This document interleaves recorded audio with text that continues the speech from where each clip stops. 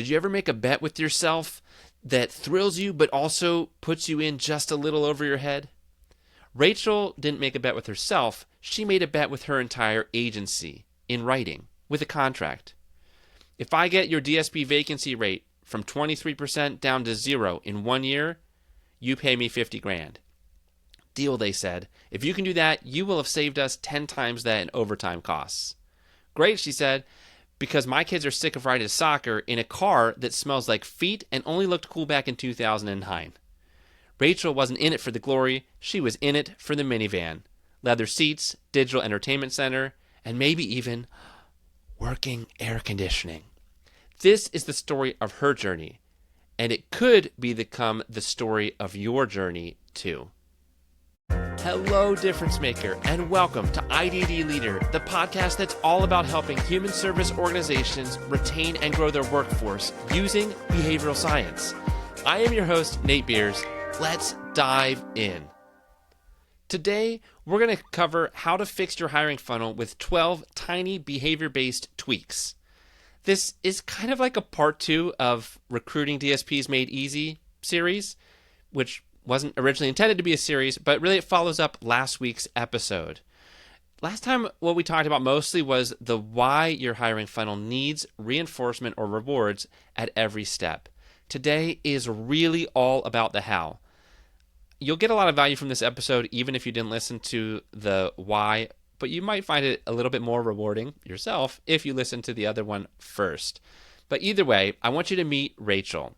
She's part recruiter, part behavioral detective, and part woman on a mission to get 2 automatic sliding doors and a working stereo. Cringe Corner. When Rachel got the lead recruiter job, the agency was averaging 7 no-shows for every 10 scheduled interviews. DSPs who applied would disappear before they even hit the submit button. Others would ghost the interview, the offer, or even day 1. They were losing people at every step. They had job postings on 12 sites. All were slightly different from each other. Their application took 48 minutes. Yes, Rachel timed it. There were no reminder emails, no welcome calls, and definitely no feedback loops. It was, as she put it, less of a funnel and more of a leaky colander held together with HR compliance tape. Behavior science breakdown. Rachel started by doing what no one else had done. She printed out the entire funnel on a wall in the break room with highlighters. This is what happens from the time someone sees the job post to the moment they show up for day 1. People walk by. Their eyes were wide. One program manager muttered, "That's horrifying." Rachel smiled. "Great. That means we're seeing the problem." She labeled the funnel stages like a behavior analyst. See job to apply. Apply to schedule interview. Schedule to show up. Interview to accept offer to get clearances to start job. Then she color-coded the drop-off points. The biggest one was interview no-shows. We're scheduling 10, only 3 show up. So this became target number 1. The first thing she did was she recognized that the job post sounded like a government form. So she rewrote it to sound like, of all things, a human. Before, we offer competitive compensation in a dynamic, person-centered environment. Afterwards, want to help people live awesome lives? If you've got heart, hustle, and humor, we've got your back. She posted a version on social media. The result was triple the click-through rate.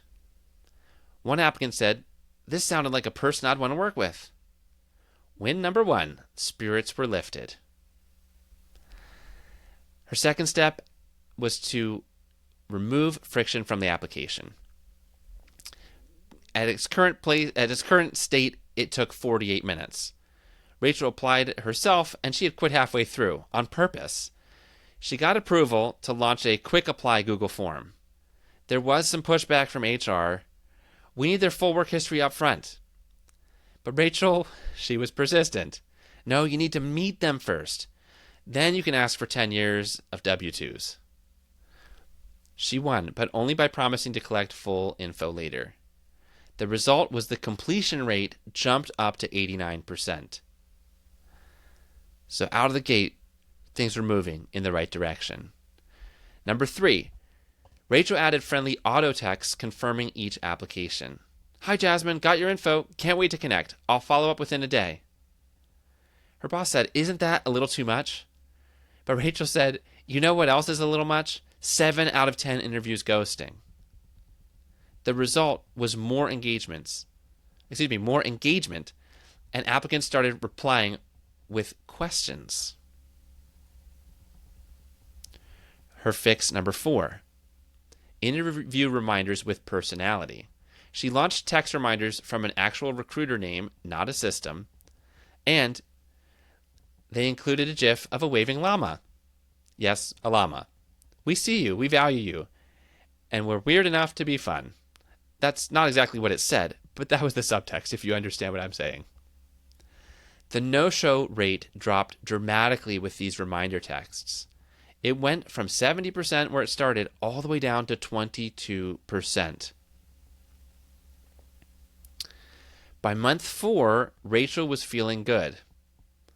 A little too good. She planned a bring a friend hiring bash. There were flyers, balloons, queso, but only 3 people came. One was her friend, one was the pizza delivery guy. One left after realizing they'd have to actually work with people. So her kids ate the leftover cupcakes in the car, yes, the stinky feet car, while Rachel stared out the window and said to herself, I just threw a party for no one. Her morale, at best, was a bit wobbly at that moment. Thankfully, she did not give up. She decided to add some interview flexibility. Now they weren't having as many no-shows, but they were having people that never even made to the interview stage, who they were interested in. So she opened up evenings, weekends, and Zoom calls. The facilities director kind of grumbled. He was like, wait, we're working 24/7 now? But Rachel was on that with a great response. She said, we already are. We may as well use it to hire. And what was the result? There were more scheduled interviews, which, because of the changes she'd already made, with adding in these different little rewards and reminders, there were more show-ups to those interviews. Fix number 6. That was number 5. Fix number 6. Small rewards for interviewing, which I kind of just mentioned. But she gave out $10 gas gift cards. The finance guy was not happy about this at first. Isn't this bribery? We want people to want to work here, not just to show up to an interview and walk away. Rachel explained, it's not bribery, it's called reinforcement. We're not paying them to say yes, we're thanking them for showing up. Supervisors started saying, hey, can we get one of those for our interviews? Yeah, it didn't change everything overnight. But if you calculated the number of gift cards spent by number of yeses that were making it to day one, they were spending somewhere between $50 to an extra $100 to get another person in through the door to actually show up to day one, which compared to their sign-on bonus was like nothing. So eventually it became fully on adopted by everyone. Okay, fix number 7. Orientation went from chaos to clockwork. Before, orientation happened whenever they had time. But now Rachel ran them every 2 weeks, rain or shine. Even if we only had one new hire, they got the full welcome experience. They wanted to make them feel like they were a rock star, a VIP. And the result of this was that there was less first week chaos, more retention. She also worked on establishing some systems for supervisors so that they would get better at their parts of the orientation as well. Thinking that it would help applicants, she added a tool to build digital resumes. But then nobody used it. One applicant replied, if I could build a resume, I wouldn't be applying for this job. Ouch. So, to her surprise, it was completely ineffective, so she deleted the tool and just figured, well, if it's not working for them, then it's not working for us. That leads us to fix number 8. Meet your buddy welcome texts. She paired new hires with current staff before day 1. Hey Cindy, I'm Tasha. I'll be your buddy. Can't wait to show you how we do things around here. The result was that first day no-shows dropped. And then supervisors even started texting her saying things like, hey, whatever you're doing, it's working. By this point, she was really feeling the momentum picking up. She then made some shifts to the ads, just trying to get more people into that top of the funnel, just getting more applicants into the system that she had been perfecting, well, not really perfecting, but correcting and making it stronger all throughout. She made shift-specific ads. So instead of saying things like, we're hiring DSPs, she started writing, love nights, work third shift with Amanda. Want part-time? Join Team Rhonda on weekends. And the match quality improved, and it made scheduling get much easier. Her fix number 10 was honest day-in-the-life videos. These were shot on people's phones, not with all this polish from like a professional cinematographer came in. It was just DSPs talking. Here's me helping James pick out his outfit. He's got some very strong sock opinions. And when they added those into the mix, applicants started saying things like, this was the first job that showed me the real work, not just the rules or what they wanted me to think. Fix number 11 was 11 months in. It was text updates during background checks. Before, there was silence from them for like 10 to 14 days. But now Rachel was texting every 3 to 4. Applicants responded, thanks for the heads up, wasn't sure if I was still in the running. One person even said, I was going to take another job, but you actually stayed in touch. Her fix number 12 was careers page overhaul. Simple buttons, big font, friendly tone. Apply now, talk to a recruiter, shadow a DSP. There was no more PDF job descriptions or broken links. It was just a very clear path. Okay, with 3 weeks left on the clock, the agency still had 3 vacancies. One was at a site with a history of quick turnover. Rachel knew the odds were starting to stack against her, even though she'd taken it so close. So she pulled out every tool she could think of. A targeted ad, help Marcy find her groove every morning. A text from the site supervisor, I'd love to work with you, happy to answer any questions. Okay, she got interviews scheduled for Thursday. She got one for Wednesday night.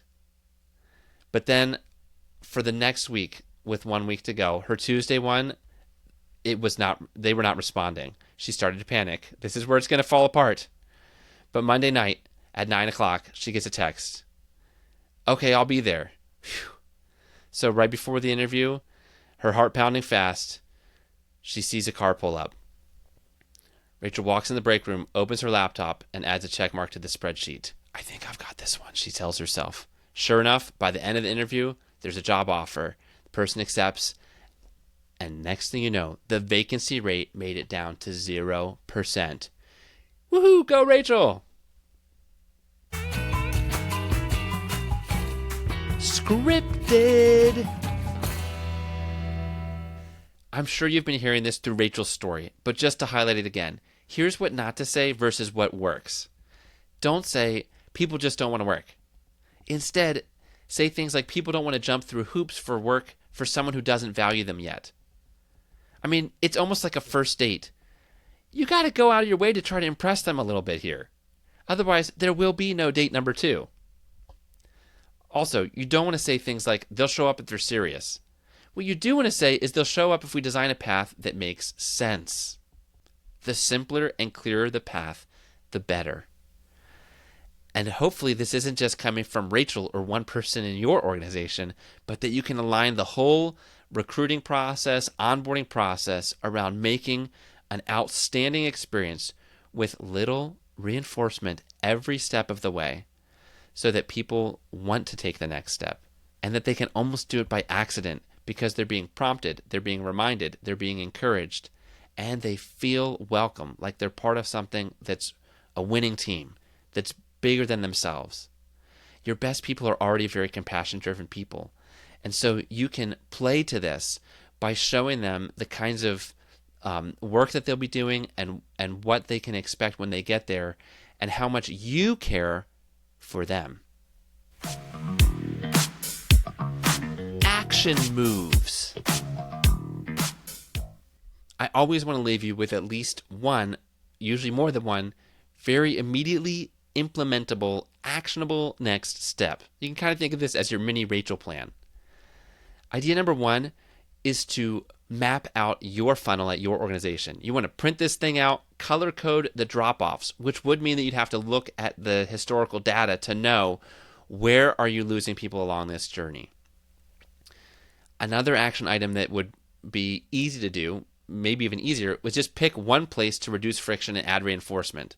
Now, still, I recommend looking at the numbers so that you can figure out if once you make that change, does it have an impact? Is it changing how many people make it to the interview? How many people make it from the job offer to the first day, or wherever the part of the funnel that you're looking at? But add some more reinforcement in there.